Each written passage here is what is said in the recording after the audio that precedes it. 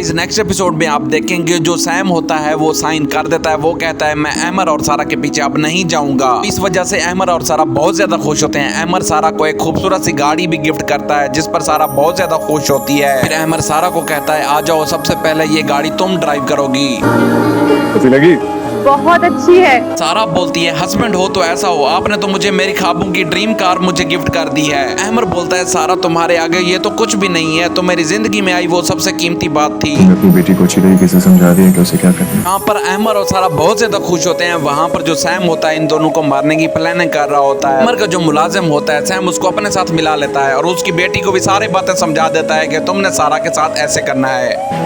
क्या कर रही हो? सारा अपने कमरे में सोई हुई होती है, उसे नहीं पता कि मेरे कमरे में कौन आ रहा है। वहाँ पर जो मुलाजिम की बेटी होती है आती है, उसके पाँव पे खारिज करती है और उसे तंग करने लग जाती है। लेकिन भाभी आप तो वैसे भी चंद दिनों की मेहमान हैं। मुलाजिम की बेटी होती है वो ये सारी बातें वही कर रही है जो इसको सैम ने सिखाई थी। वो कहती है मैं आपसे बात करने आई हूँ क्योंकि मुझे ये लग रहा है कि आप तो चंद दिन की मेहमान है। वो और डर जाती है। छोड़ दो उनका पीछा। सैम जो है ये अपनी आदत से भी मजबूर है। इसको समझ नहीं आ रहा, केस खत्म हो गया है लेकिन ये बार बार उसी के पीछे लगा हुआ है। इसको समिया ने बहुत बार समझाया सैम इन चीजों का पीछा छोड़ दो, वो लोग वो हाल करेंगे तुम्हारा। समिया सैम को बहुत बार समझाती है लेकिन सैम जो होता है उसका अकल नहीं काम कर रहा होता। उसके ज़हन में ये होता है कि मैंने सारा का कत्ल करना है, इसने मेरे भाई फराज को क्यों मारा है।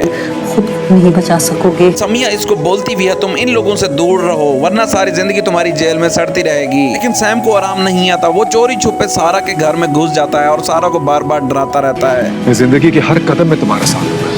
सारा के जहन में वही सैम की बातें होती हैं। ये अमर को बताती है कि हमें इस बंदे को कहीं ना कहीं ठिकाने लगाना चाहिए। सारा जिंदगी में पहली बार गलत तरीकों का यूज करना चाहती होती है लेकिन अमर कहता है मैं तुम्हारा इसमें साथ नहीं दूंगा।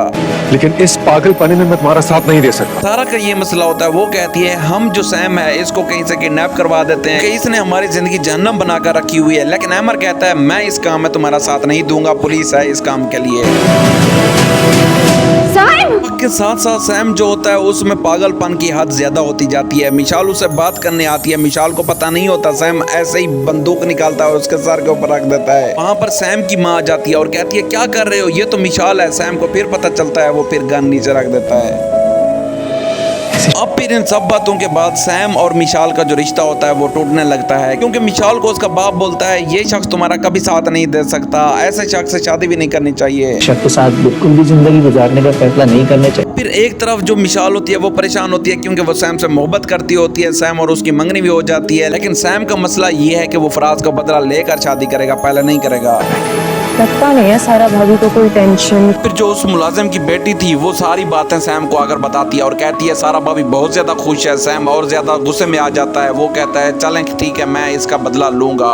फराज मेरा भी बेटा था।